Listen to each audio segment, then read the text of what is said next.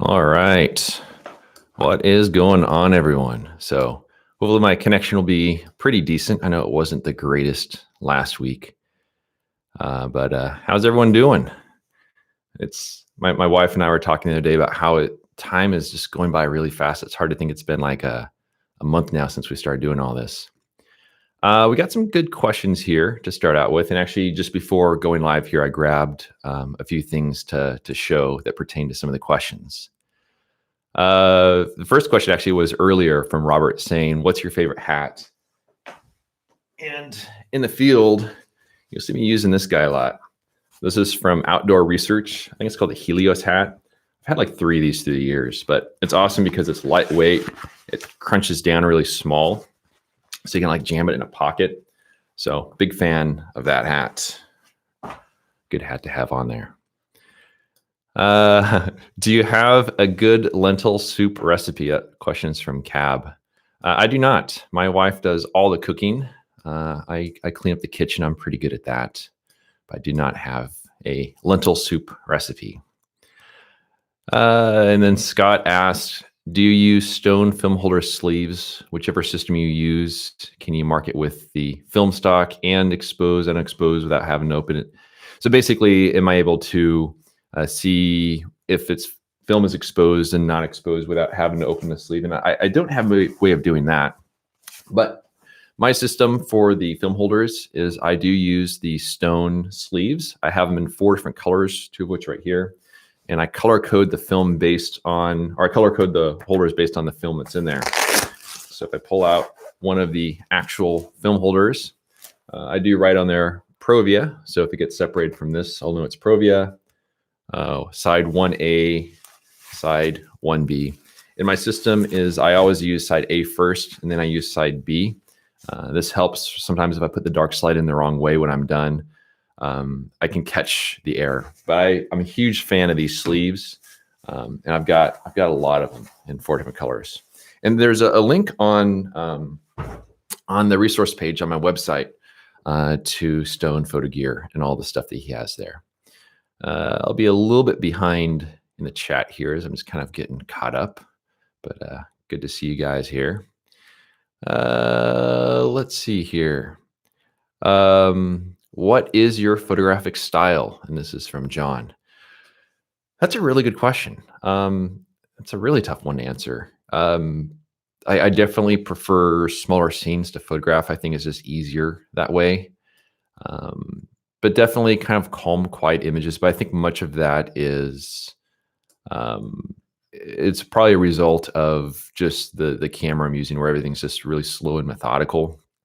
But I don't know what I'd actually call this style. I don't know if there is a name for that. John says hello, and hello back to you, John.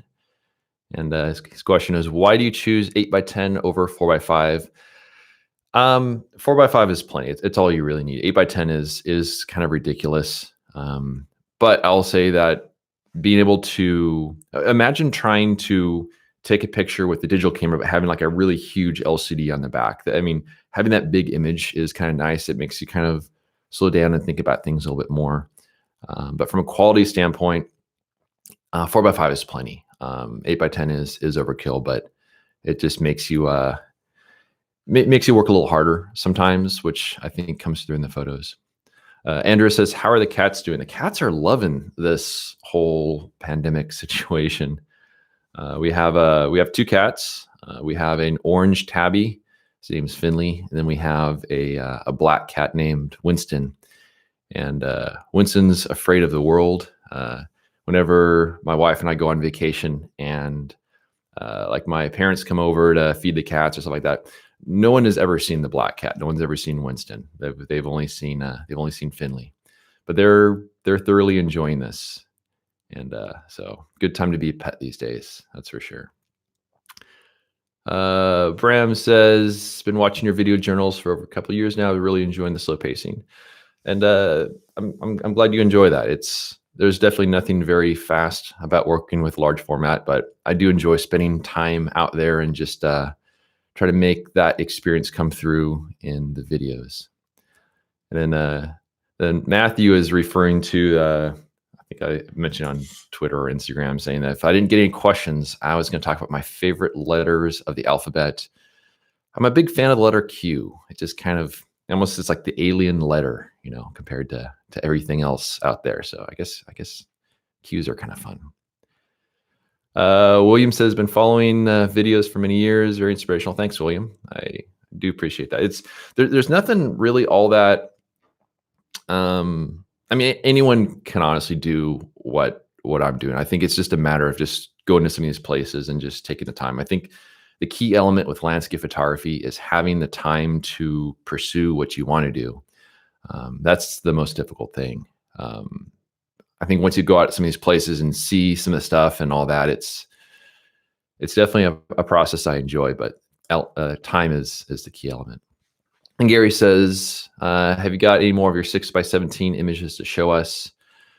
I'd like to see what you did with that camera and why it wasn't a keeper. I really should go back and scan through some of the 6x17 stuff.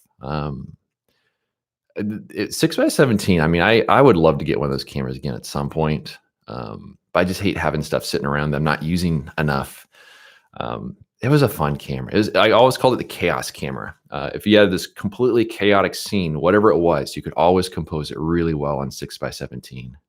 I'm almost afraid to see how much those cameras are selling for now, though. I know it's gone up quite a bit. Flyfish Video says, how do you decide on a new location? I know you use Google Earth, but what is your thinking process that tells you that this is a good spot to look at? A lot of it has to do with going to one particular location and then kind of branching off from there. So it's not necessarily going to a completely separate location, but it's just further exploring some of these areas. Like I'm really hoping I'll be able to go on a spring backpacking trip and I'll be going to some new canyons I have not yet visited.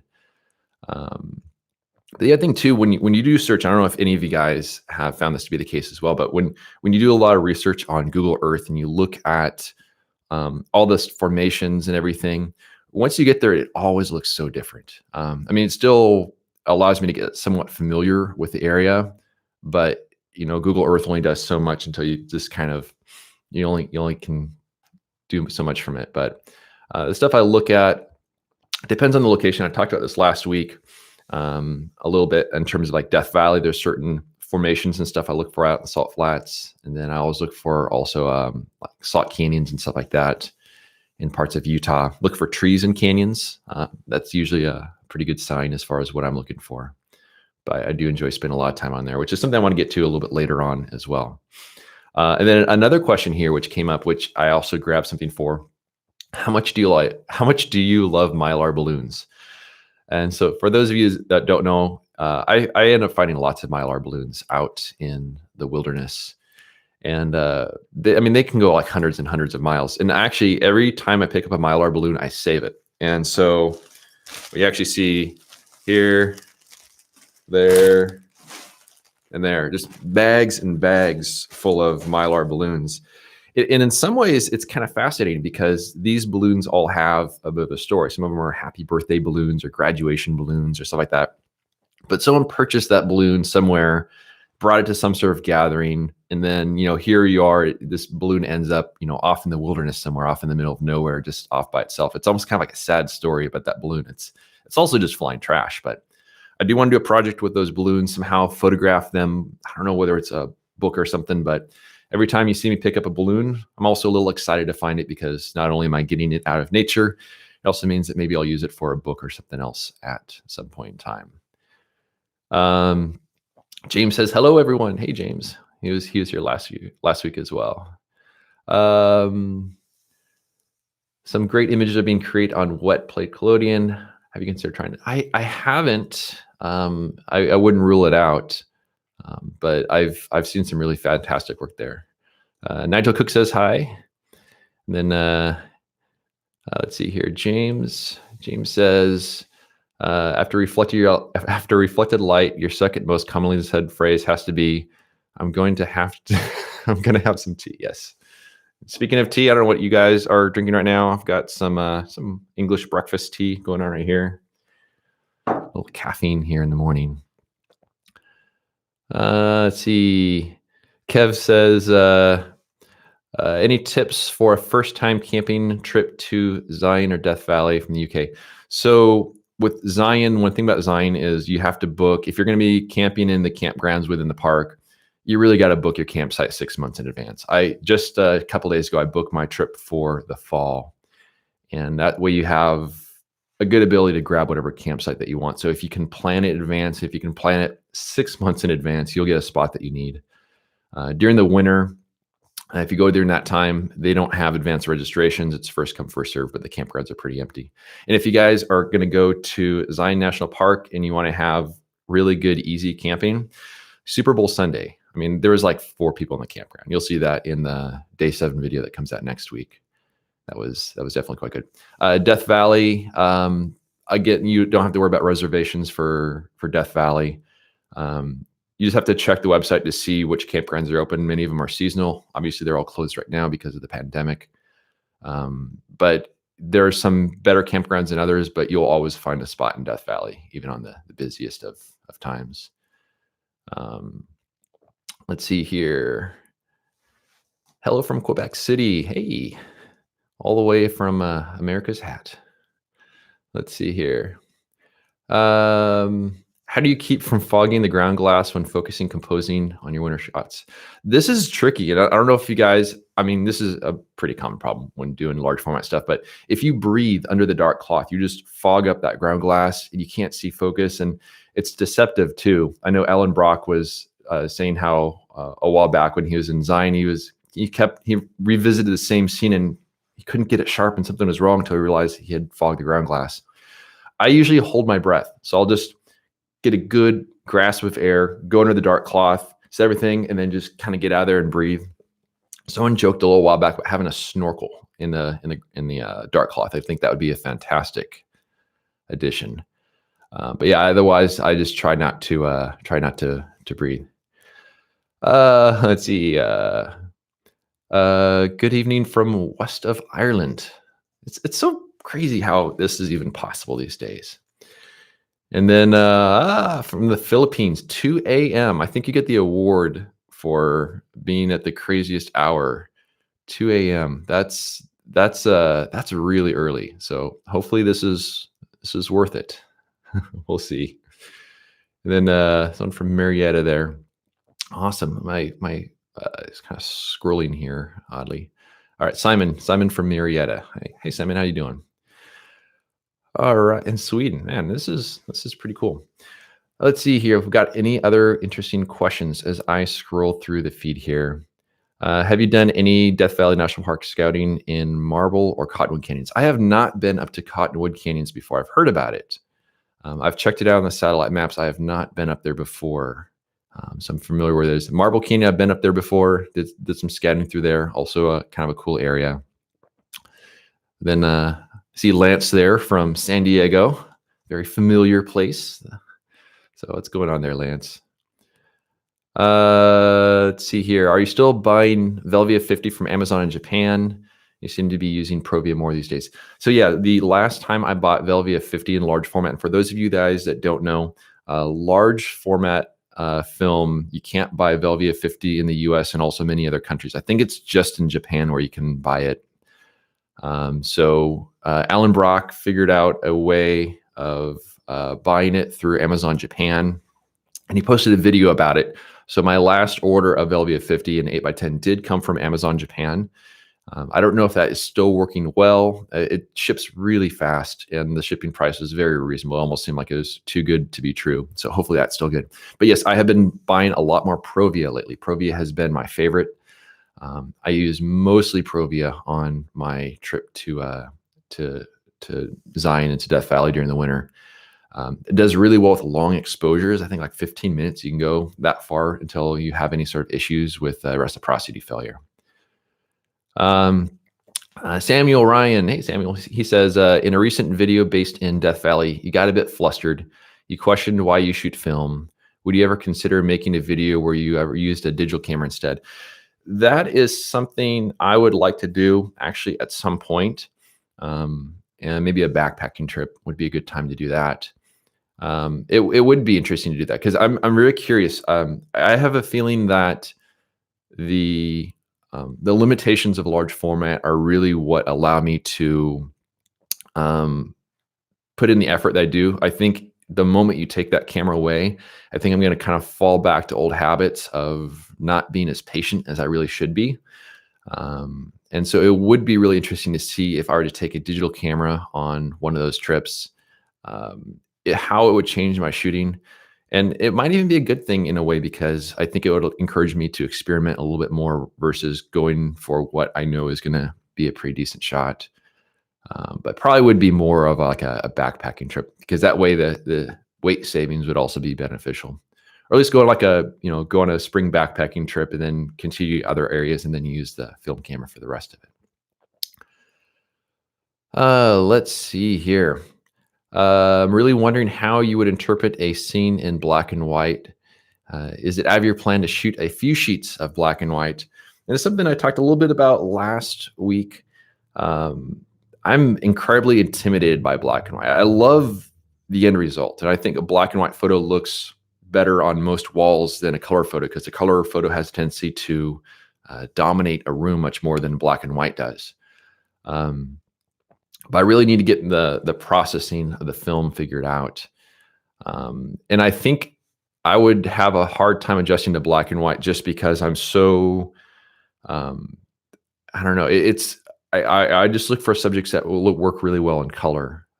I think if you were to take a photographer who's really, really good in black and white, they'd really struggle with color, and then vice versa. So it's something I do want to do at some point. I do need to get myself a Jobo so I can process my own film. Then Samuel says, glad to see you're holding up in these tough times. It is crazy. I mean, as I was mentioning earlier, it's really crazy how time is just flying by so fast. I don't know if it is for you guys, but it really is. It really is here. But also, my wife and I are very much homebodies. Another thing too, last week I did a giveaway, so I'm going to mention that right now because I didn't want to do it all the way at the end. So basically, there is a link you can go to where you could enter to win a box set. And there are 165 of you guys who entered to win the box set. And I had Siri choose a random number, and the number was 136. So I went to the 136 entry, and the winner is Christopher Keach. So congratulations, Christopher. I'll reach out to you, not at this exact moment, because I'll reach out to you like a little later today. I'll get you address so I can ship that out to you. So let's see here. CM says, what photographers inspire you the most?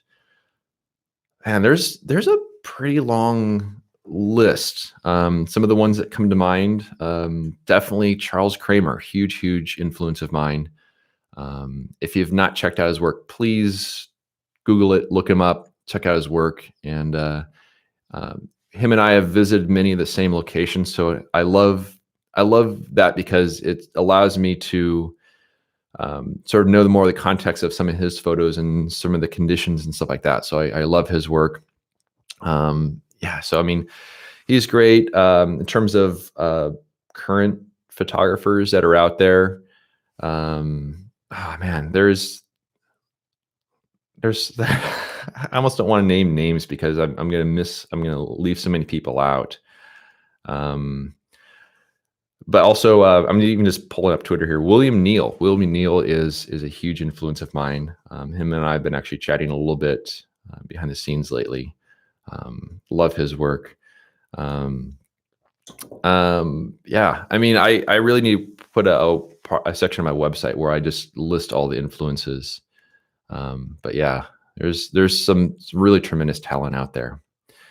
Let's see people from Austria, from the Netherlands. Pretty cool. Let's see here. Terry says, I think Ben shooting 8x10 film is the signature now. Going digital just becomes another Thomas. I don't know about that. I have the thing that's really interesting about shooting digital is, in many ways, I think it's actually harder, because you have a camera that has an enormous dynamic range. So you have to make all these decisions after the fact. With film, you make those decisions at the moment of exposure. And actually, I don't know if you might be able to see it here. Thomas Heaton's calendar right back there. Absolutely love his work. Fantastic work. Let's see here. What are the questions we have here? Do you think the Fall Outdoor Photographer Conference in Colorado will be an online conference? That's, it's really, really tricky to see what is going to happen. With whether the conference is going to happen, I sure hope we're beyond this, just for many multitude of different reasons. But I sure hope it happens and it's a real thing, because I am really looking forward to that. And it's a bum that the Outsiders conference was canceled in March. Then Zachary says, cool Slot Canyon in your latest video. I'm surprised we didn't see any Death Valley slot photos in your portfolio. There are slots everywhere in Death Valley. Yeah, at the base of the mountains, there's a lot of areas where there's some slot canyons. And I will say that they're a little hard to shoot on 8x10, mostly just because of depth of field issues. But if I did find something I really love there, I would do it. Now, Death Valley has, especially if you get close to those mountains, you see that it's like this conglomerate sort of rocks, all kinds of other rocks and stuff, kind of crumbled in together. I don't know if it's like metamorphic rock or something, but it's really tortured rock. It looks cool, but also if you get a lot of it, it ends up being very, very homogeneous, very all kind of the same. So it can be a little difficult to work with a little bit of time. So it's really fascinating rocks, very tortured rocks.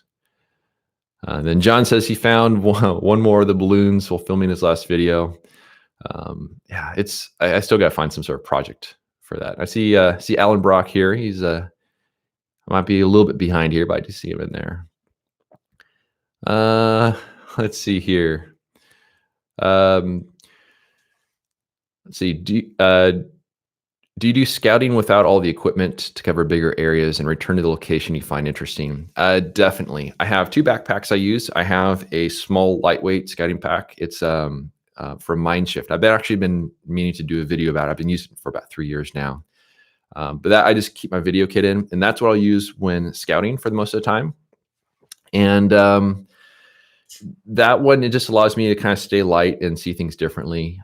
If I end up taking my big backpack with me when I'm scouting, it definitely slows me down. But there are some areas where that's just kind of what you got to do.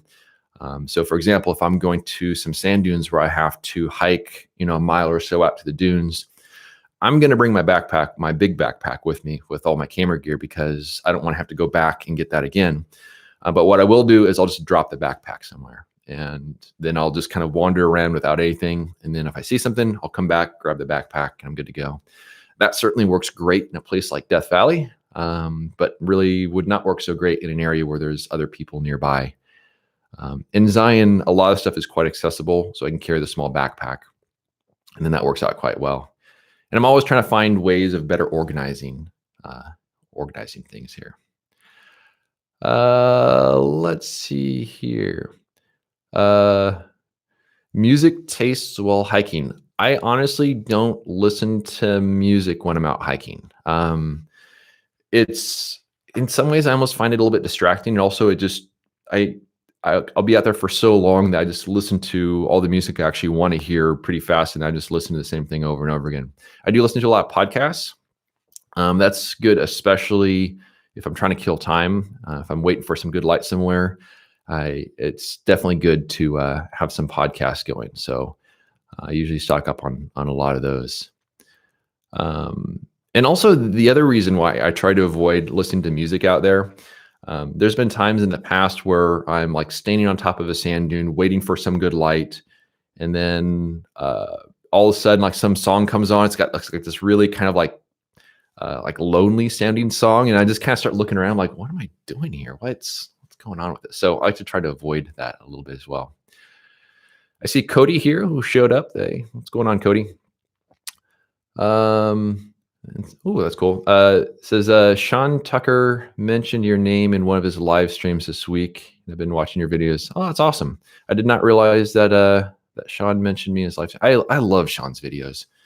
As a person who makes videos myself, I look at his videos and I'm just blown away by the amount of effort that goes into him and how eloquent he is. and it's something I think that many people should strive to have that level of dedication. So I'm absolutely blown away by his work, and it's really cool to see a person who is a tremendous photographer as well as really eloquent and very proficient with the video. So I definitely love his channel.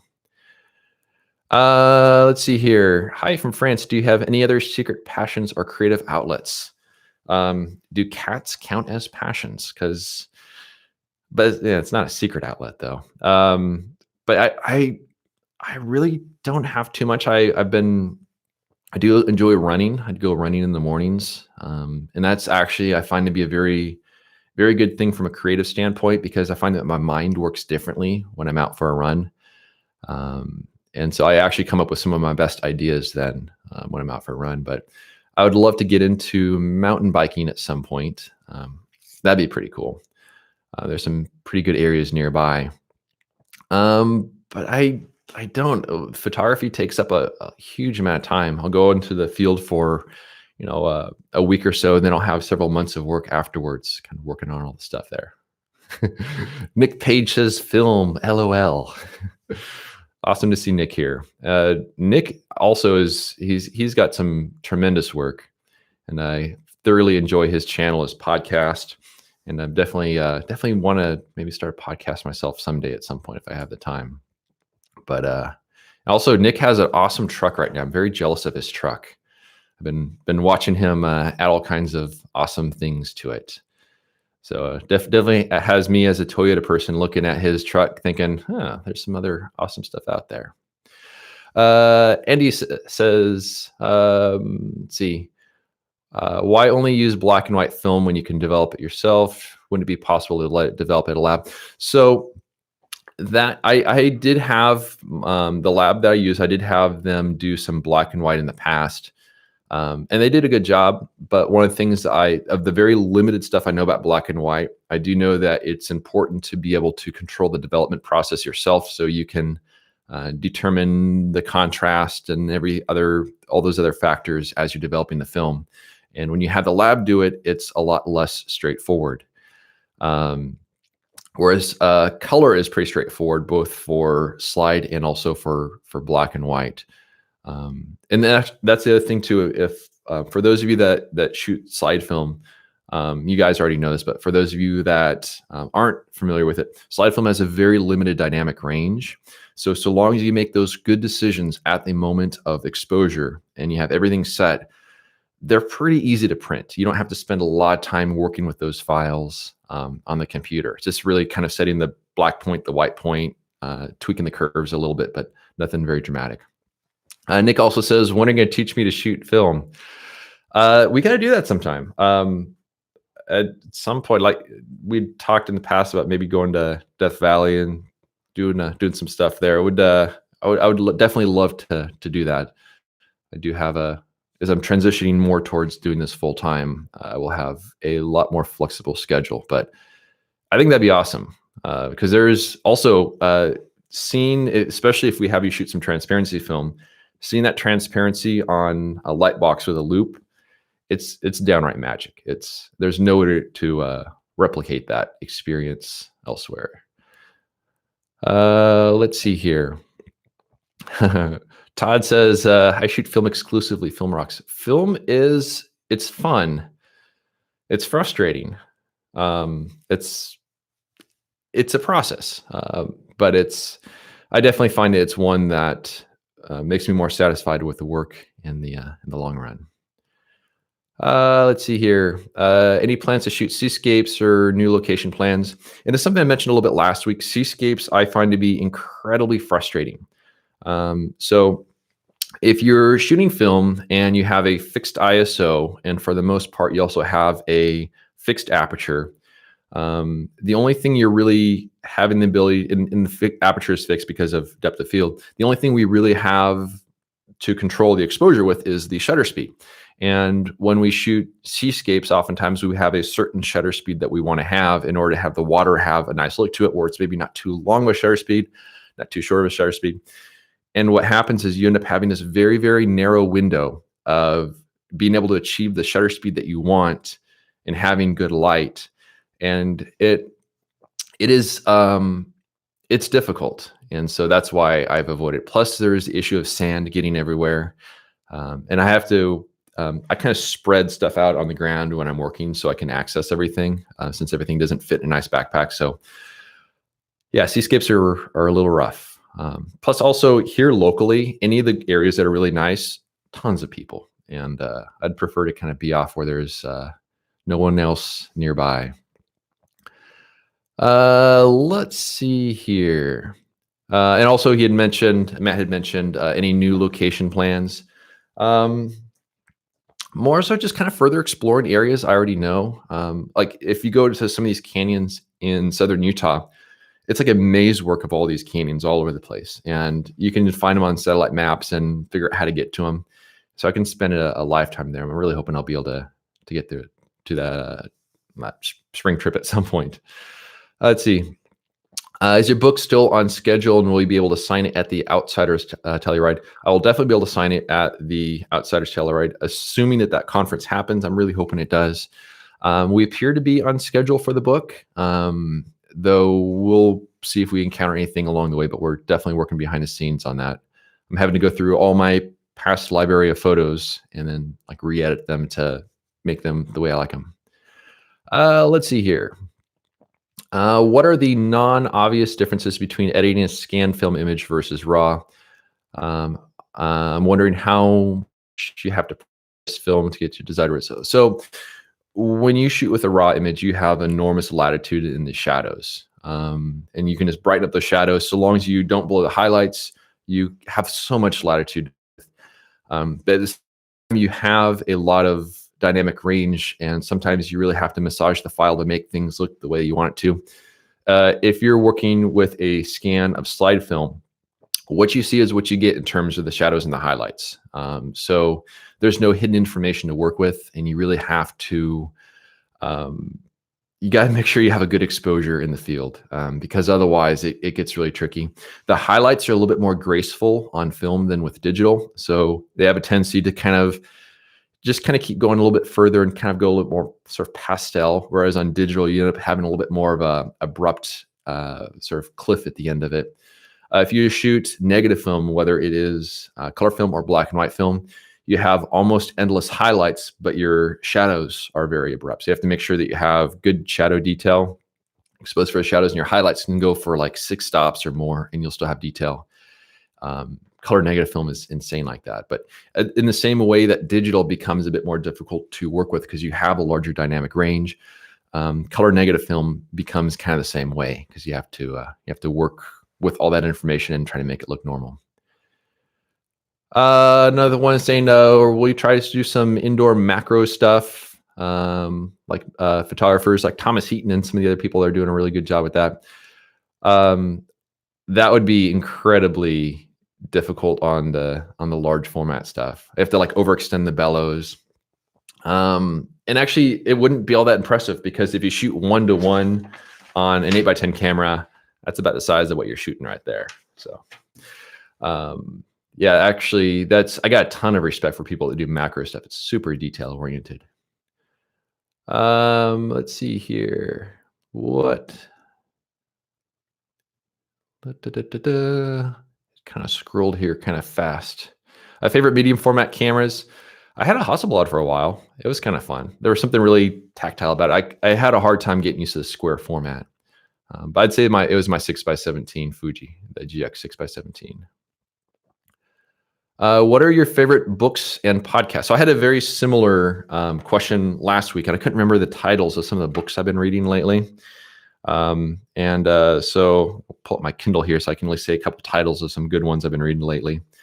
Some recent ones I read, Before We Were Yours by Lisa Wingate. That was a pretty good read. The Nightingale by Kristen Hanna. That was a good read. Educated by Tara Westover. Those are some of the recent ones. And also All the Light We Cannot See. Those are some of the decent ones that I read. Actually, a lot of that was before the lockdown. As far as podcasts, there's a lot of really good stuff out there. First and foremost, definitely Nick Page. I'm sure many of you guys have heard of him. I don't know if he's still in here. Oh, I do see him in here right now. But yeah, so Nick Page got an awesome podcast. Matt Payne has F-Stop, Collaborate, and Listen. So definitely enjoy that one. A lot of the podcasts I listen to the field, actually, I don't listen to a lot of photography podcasts in the field. I listen to those before I go on trips, but the ones I actually listen to in the field, I listen to a lot of radio shows that are in podcast format because they come out like on a daily basis. So I can just download lots of stuff. So the Tim Conway Jr. show on KFI and also the Gary and Shannon show on KFI. I do enjoy listening to those when I'm out in the field. Let's see here. And then Lance was mentioning how it's a bummer about Art Walk, which is the big event I was supposed to be doing at the end of this month, showing some of the prints here in San Diego, but it's obviously been postponed, and I wouldn't be surprised if it's altogether canceled if it hasn't already, just because it was supposed to be in June, but that's clearly not going to happen. Let's see here.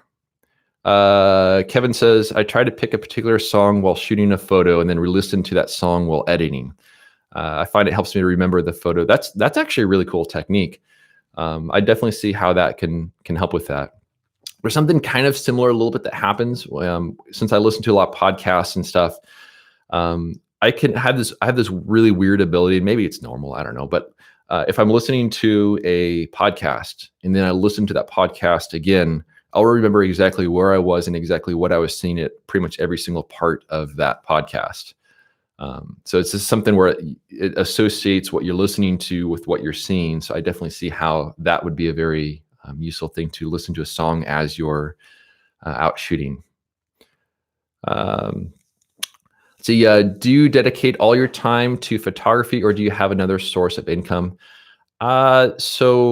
And I talked about this a little bit last week, but when I graduated from college in 2004, I started working at a local camera store, Nelson Photo, here in San Diego. And I was working full-time for a very, very long time. And then a few years ago, I scaled it back to 4 days a week, then 3 days a week. And so basically year by year, I kept taking a year off, or kept taking a day off the weeks. And beginning of this year, I was just 1 day a week. So it's just kind of like a slow transition.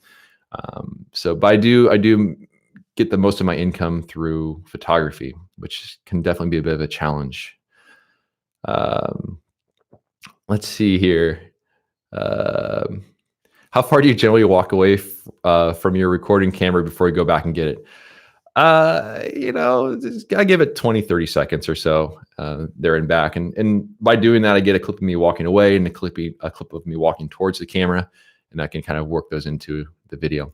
I have when I use my motorized slider, I have it slide for about 15 seconds. Seems to be a magic number, about 15 seconds from one side to the other. So in my mind, I just count 15 seconds and then I turn around and come back. So I get my 2 ways of going there. Let's see here. How do you balance shooting and a full-time job? It was really difficult to balance when I first started doing a little bit more of the photography. Because it's so demanding on time. So what I ended up doing is I ended up just getting up really, really early in the morning, so I can work on getting caught up with whatever photo stuff I needed to do in terms of stuff on the computer, whatever projects I was working on, video editing, and then I'd go to work.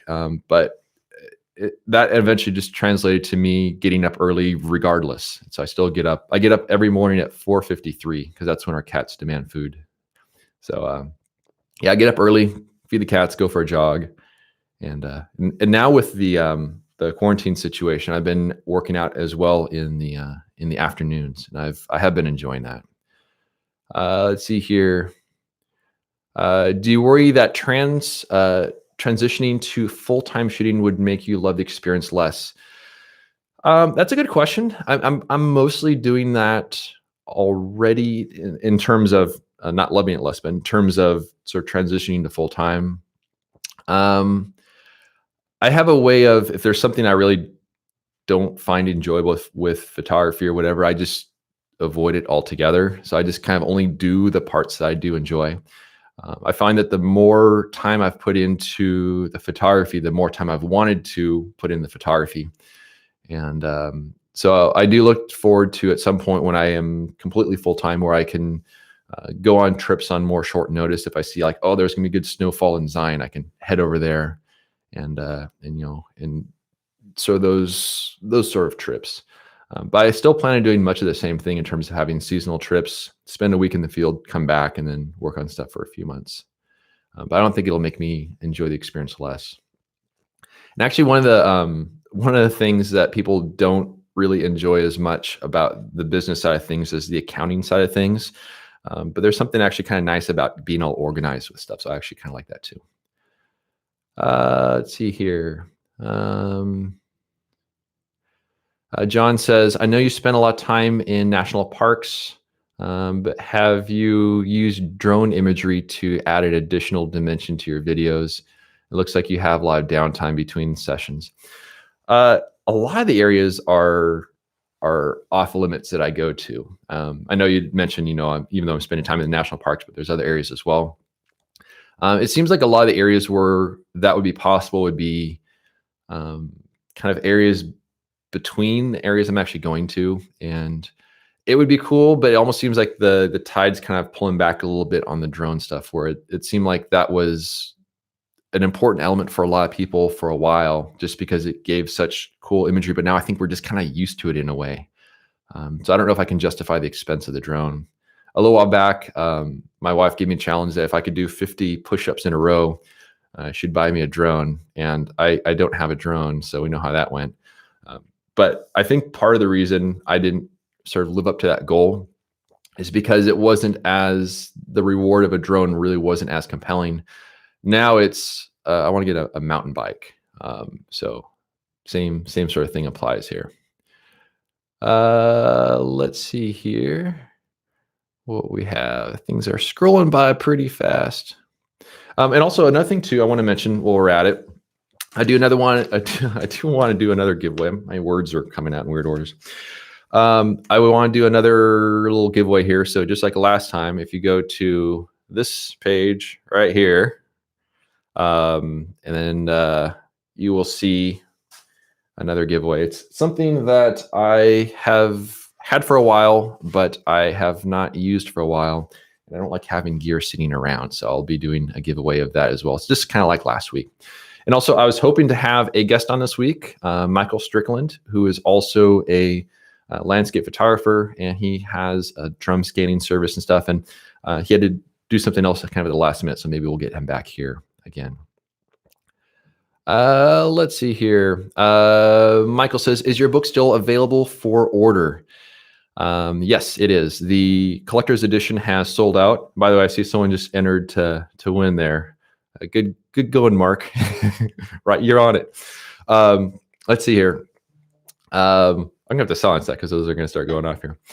What is he doing here? Oh yeah, so the collector's edition of the book has sold through. There are 100 of those, but the standard edition is still available, and we're gonna set the overall edition number of the standard edition based on the pre-order. So it is important if you are interested in the book that you pre-order, because otherwise we will not have a ton of supply afterwards.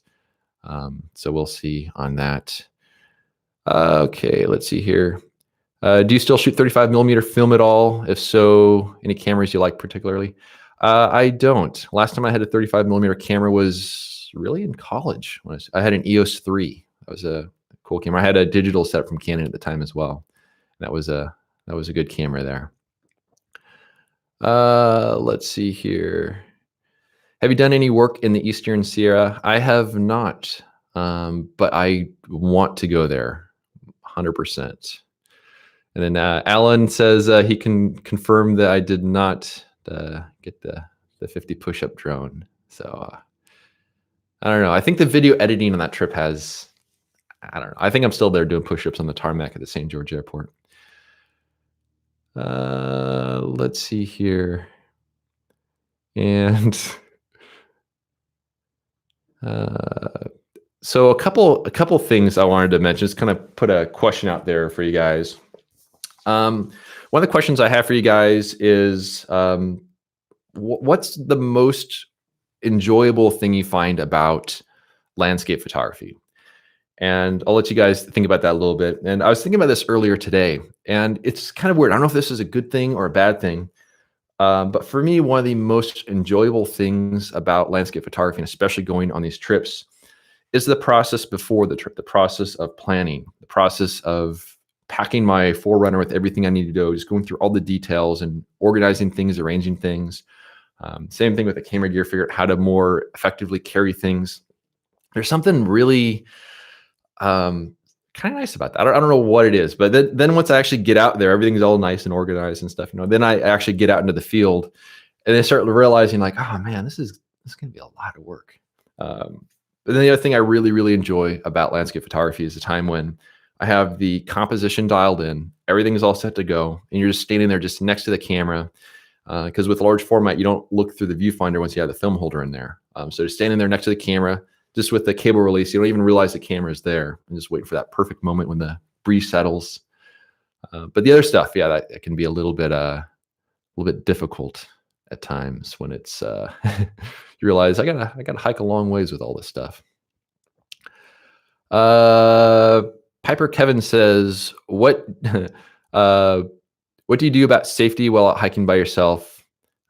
Say if you wrench your ankle or other things while on the trail. I do carry a Garmin InReach, which is a satellite communicator. So if something were to happen, I can send out an SOS. I can also text my wife through satellite messages. It works really, really well most of the time, but I have had some times when my messages weren't going through, which is a little bit frustrating, but I was able to find that I could send to her email. But yeah, I do use that. And also I try to listen to that voice in the back of my head, where if it tells me not to go somewhere, not to do something, I listen to that voice. There's a trip I went on many, many years ago where I was hiking into a canyon. And just, there's like this voice in the back of my head just screaming at me like, no, don't do this, don't do this, don't do this. And I got out of there. I don't think there was any danger, but I just like to listen to that voice. Let's see here.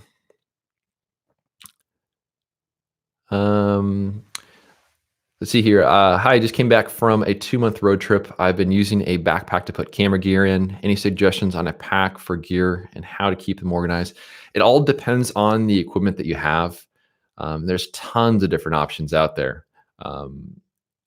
For me personally, I know my situation is gonna be different from most people. But I know I can't carry all my gear in the field at the same time. So I'll have my equipment stored in my Forerunner, and then I grab the stuff I need, I put it in my backpack. But it just really depends on what you're shooting, what you're working with. The most comfortable backpacks are the backpacking backpacks, the ones you find at like REI and stuff. They'll have a much better harness than most of the photo backpacks. Let's see here. And Matthew says he does not enjoy the process of packing. He could plan trips on, planning trips on Google Earth. That's definitely there's something very enjoyable. I can spend hours doing that. Let's see here. Terry says, I started shooting landscapes as an extension of all the hiking I was doing back then. I just wanted to show people the beautiful countryside. And Terry he lives in a really beautiful area up in the Pacific Northwest. My wife and I were actually in his neighborhood this past summer. And actually, I was going to do a little video about it, but I never did. But we were camping along the beach in Olympic National Park. And we'd booked our campsite many months in advance, and it was not a great campsite as far as campsites are concerned. It was along a road, and we were bummed by that because all these other people had these bluff top campsites, and they had this view of the ocean and stuff. It was great until we realized that there was a dead whale on the beach right down there, and so yeah, they got a lot of they got the full dead whale experience. Let's just say, put it that way. So we got some replies here. Alan says planning is the fun part of it. It really is. There's still downside to the planning side. It's always going to be quite fun. Andrew says best budget setup for someone that wants to attempt to get into medium or large format photography. Also, what's your favorite type of rock? So if you were interested in getting into large format, I would definitely look at Intrepid. Their cameras are lightweight, they're inexpensive, and large format cameras, they don't have to be some crazy elaborate camera. It's just a lightproof box. You put a lens on one side and a film holder in the other. So I do really enjoy the Intrepid cameras. I use my Intrepid 8x10 for backpacking trips and also as a backup camera. And then I use my Arca Swiss, which is sort of, it's the opposite in the camera world in terms of it's a very expensive, very elaborate camera, which makes life a lot easier when setting up really difficult shots. So I can be a lot faster with it. But the Intrepid, I could shoot pretty much everything on the Intrepid and I'd be just fine. So I look at that. As far as medium format cameras, there's tons of options out there. And I know that the prices on some of them have gone up in recent years. So I'm not as well versed on the medium format stuff, though I will say with medium format, you have the convenience of roll film, which is great. Large format sheet film is a bit of a pain to work with, but it's great when it all turns out.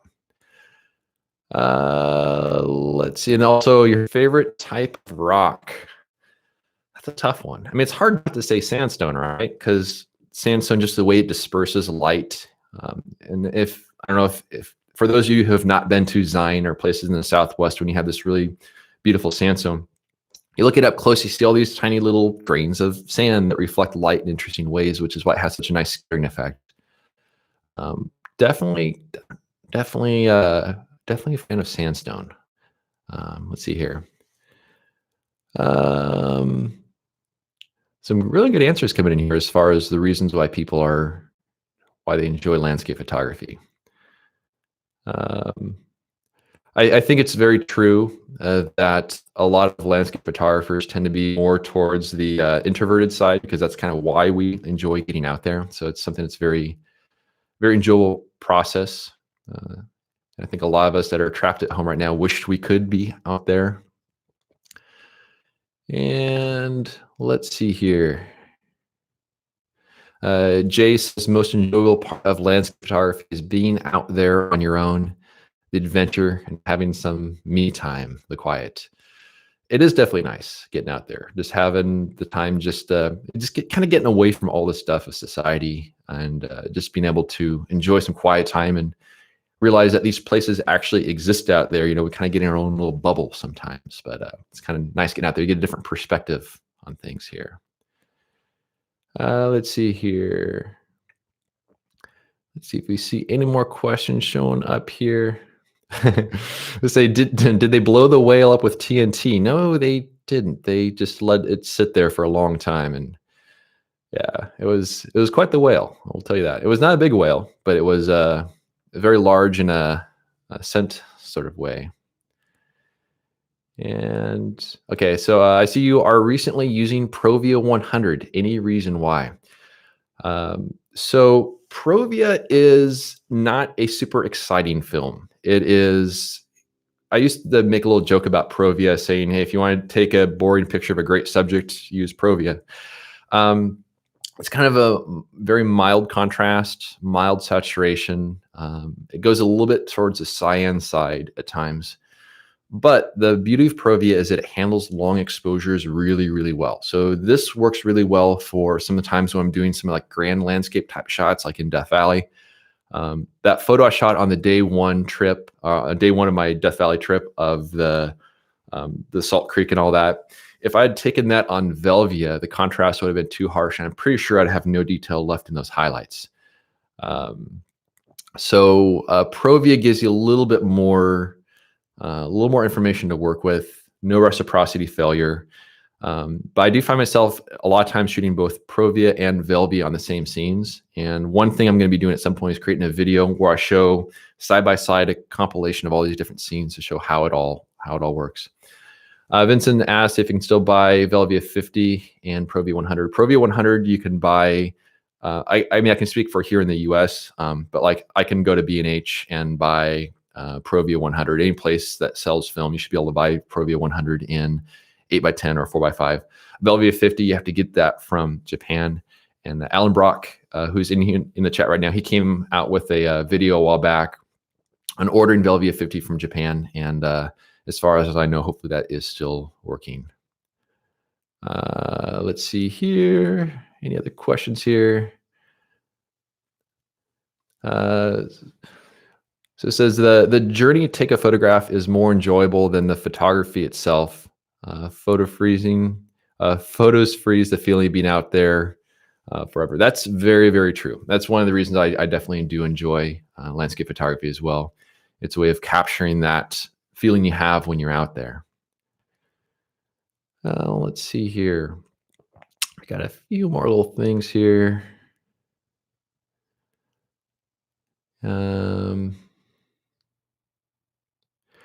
Lance is saying he enjoys it because he does a lot of long distance backpacking and allows him to notice all the details from a different perspective. Definitely.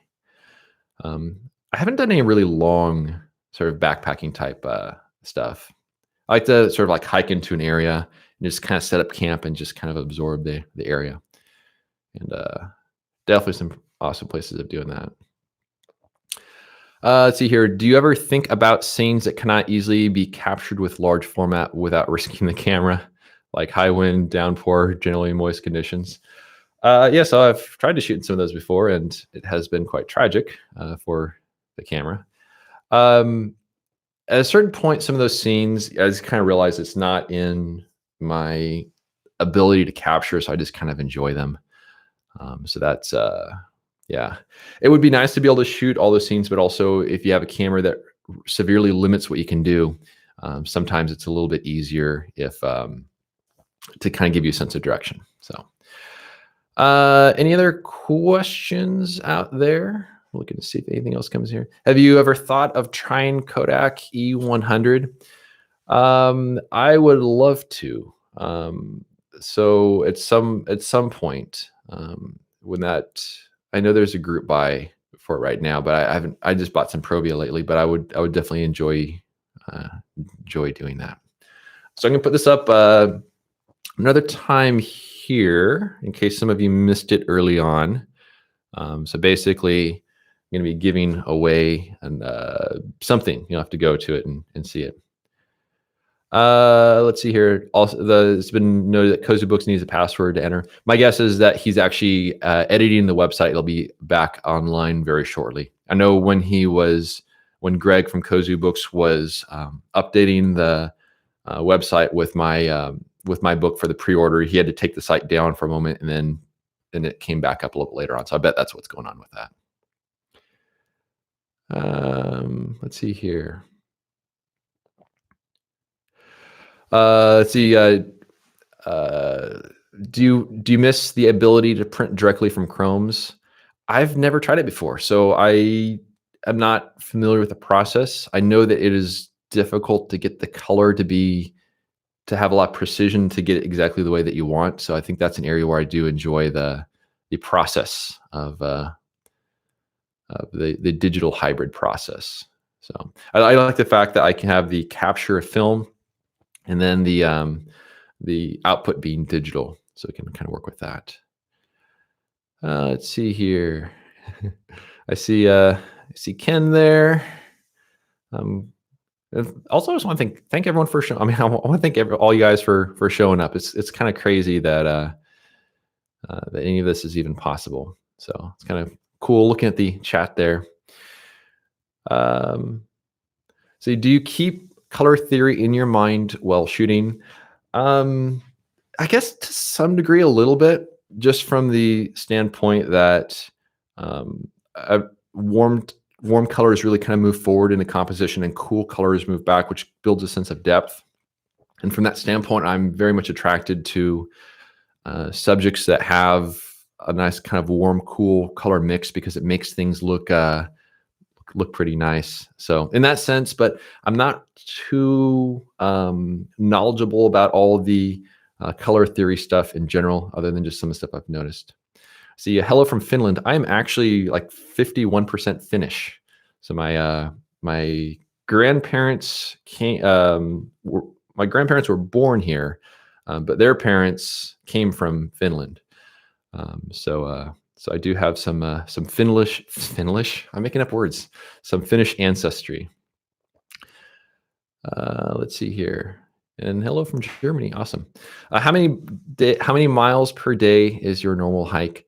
So it depends on where I am. If it's a place like Zion National Park, not very far. That's actually one of the cool things about Zion, and um, it might make it seem like Zion is super crazy remote when I'm there. I'm just hiking through these canyons and stuff, but chances are there's actually a road nearby, so it might kind of be a little bit of a spoiler there, and sometimes I have to wait for a car to go by until I can record some video.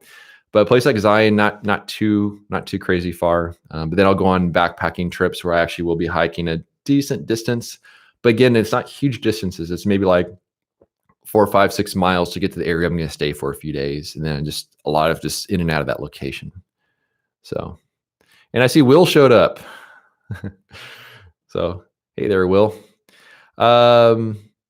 And also for those of you that don't know, the ebony camera that I worked with for the longest time on so that wooden camera I had, really awesome camera, the one that got broken in Death Valley, then fixed by my friend Mike Fink.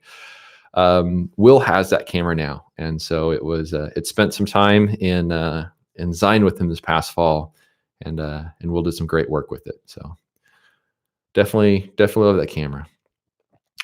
Let's see. Barbara says Earth Day is Wednesday. I think you might promote Nature First with their hashtag NF Earth Day. Yes, I will hopefully have something going for that. So I hope to do a video or some stuff along the lines. We'll see on that. And also a year ago today, I planted a tree in my front yard. It started as about like this big, just a tiny little guy, some sort of elm tree. I don't know the specific species. It's some sort of elm tree that's really popular here in Southern California. And I have another one in my front yard that's really beautiful. It's been there for almost 10 years now. And so this little seedling was growing, so I planted it, and that tree is now taller than I am. So I can honestly say I planted a tree, and I'm looking forward to that when that tree grows up. And let's see here. Any dangerous situations you encountered while shooting alone? So when I was in Zion many years ago, there's a trail that some of you may have hiked before. It's closed right now, that goes to a place called Hidden Canyon. And it's kind of a sketchy trail because it's like this ledge that you're walking along. There's a chain on one side, and there's a pretty big drop off on the other side. And there's one time I was hiking along that trail, and there was a little bit of sand on the sandstone, and my feet gave out from underneath me. I grabbed the chain, and I was able to hold on to it, but that was not good. And then there was the time this past spring when I got swept down current in a river wearing my backpack, and that was also one of those moments where it wasn't very fun. So I'd say that those are the situations I've had. Samuel says, have you ever bumped into Nick Carver in travels? I have not. It'd be cool to meet him someday. He's not too far up the road, but I love his stuff. He's got a really awesome eye for just seeing these super artistic compositions in an area I'd probably just walk right past. So I love the stuff he has. I think Kev says, when hiking the Narrows in autumn, are waterproof trousers a must? I love the word trousers. That is awesome. I would say yes. You could go without them, but I do wear dry pants that are made for kayaking. I have neoprene socks. Though I know that Will had mentioned that he has waders he uses, which I think would probably be an even better experience because your feet don't get wet. But yeah, the water can be cold. If you're just walking through the water in the Narrows, you'll probably be okay not wearing them. But if you ever have to stop for any duration of time to compose a photo, you will wish you had some dry pants. And I wear some fleece long underwear underneath them to help give a little bit more insulation. Let's see here. Other questions in here. Okay, so I see a question here from Celestial Emissary saying, hey Ben, I just got a Fuji GW683, but I don't have a light meter right now. Is it fine to use a digital camera to meter? Plan to get a Signup meter, but can't right now. So you could probably use the digital camera to meter. The only tricky thing, and you'll probably be fine with that camera, it varies a little bit, but there'll be some situations where You don't have the exact same aperture settings between the film camera and your digital camera. So you have to do a little bit of mental math. You can use an app like PhotoPills, which has a exposure equivalency thing where you can enter in an exposure, and then it'll give you the equivalency with if you had to change the settings around. So you could do that. Though in the long run, you definitely will want to get a meter. The one I've used for a while now is the Seikonic 758. 558 is also great. Though I also now have one of these bad boys. So Pentax digital spot meter. And so this will be my backup meter. And also I'm going to try to learn this style of metering as well, because it might help in the situations when things get a little frantic at times. And let's see here. Is there a reason why you like reflected light best? Well, because it is the best. Reflected light is amazing. It's warm light and cool light coming from different directions that makes a photo look very three-dimensional. And so I am a huge fan of reflected light. There's a story I've told in years past, super short, but there was one time when I was walking through the main canyon in Zion. I was walking in the harsh sunlight, and then I just kind of walked into the shade. And once you're in the shade, you're in reflected light in a place like Zion in the main canyon. And it's like this beautiful painterly light. And there's this dead fox that was off the trail off to the side. It didn't look gross or anything. It'd been there for a while. But that fox looked incredibly beautiful in reflected light. So it just shows that if reflected light makes a dead fox look awesome, it will make anything look awesome. Let's see here. And Matt, have you ever had a black and white phase? Not really. I tried a little bit. I gotta get better at the developing. That's the main thing. Yeah, you can definitely shoot during different times of the day with black and white. Do you have any advice for ND filter? So the question is for the ND filter that's part of the giveaway, or for ND filters in general. The one that's in the giveaway is a 10-stop filter, so it might take you can get a pretty long exposure with that. ND filters in general, I use them just a little bit, and actually more so. I have a new system that I'm working with just because I started using ND filters a lot. But the new Polar Pro system, which has multi-coated glass filters and frames, and so I have a system of that from them that I'm going to be using. It's not a cheap system, but it's quite nice. And then Joshua says, how do you protect your film on the road? I do have a thermoelectric cooler in the back of my 4Runner, which serves as insulation, but also if I have that plugged into the cigarette lighter adapter in the back of my 4Runner, it's powered up. It keeps things actively cool in there, and I can hook a solar panel to that. But generally, my trips aren't during super hot times of the year. And then Cody is saying he was recommending Nick Carver's method for metering with the Pentax. Actually, I made a just because I like to have a little bit more precision. I made myself my own little sticker for the top. Gives me third stop increments. It's a little washed out in the video, but because there's a regular zone one on there already, which was great, but I just wanted a little bit more accuracy. And let's see, more questions here before we wrap things up, because I am getting hungry for lunch. My wife is going to make some sort of awesome, delicious sandwich, which I'm definitely looking forward to. Do you ever decide not to shoot a scene due to the effects of long exposure, blurring moving subjects, and thus creating non-realistic images, even though it will look nice? I don't have a problem with the water moving, but leaves on trees, if it's just like a couple little leaves moving, I actually kind of like that because it gives the feeling of a breeze. But if it's really moving around, I've not had a photo with a lot of leaf movement that looked good. They've always just looked like mistakes. So I always sit there and just wait for that moment when things are really nice and calm. Let's see here. How do you manage family life, photography, work, YouTube work, etc.? Basically by not having a lot of other hobbies is kind of what it comes down to. Um, yeah, it's a good question. My wife and I, we don't have kids, so it's just us and the cats. So that simplifies things a lot from that standpoint. I definitely spend a lot of time on the photography stuff. But yeah, it used to be a challenge when I was working full time. You don't have enough time to pursue everything that you really need. So that's why I started scaling back my day job. Has worked out well. Simon says, has your wife ever accompanied you on your photo trips? We go on a summer trip each year. Probably not this year. But we go on summer trips each year, and that is how I get more familiar with the location. So like we went to the Redwoods twice before I decided to go there on a photo trip. I don't think she'd enjoy going on the photo trips because it's basically getting up well before sunrise, staying out all day long, coming back after sunset, sitting there staring at a tree for a while.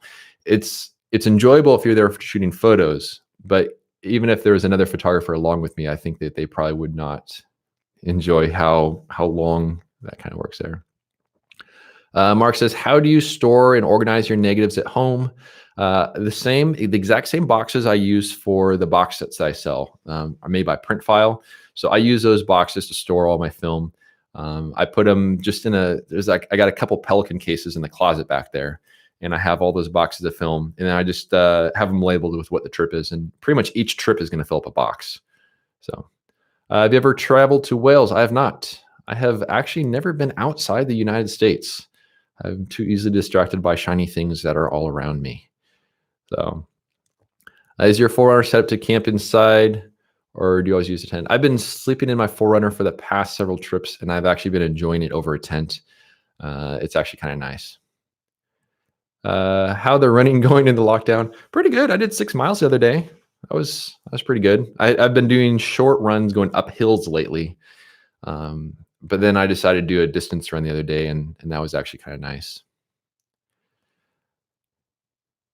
All right, so we've got last couple of questions in here, then it'll be time for lunch. Let's see here. Suggest wide-angle lens for landscape photography.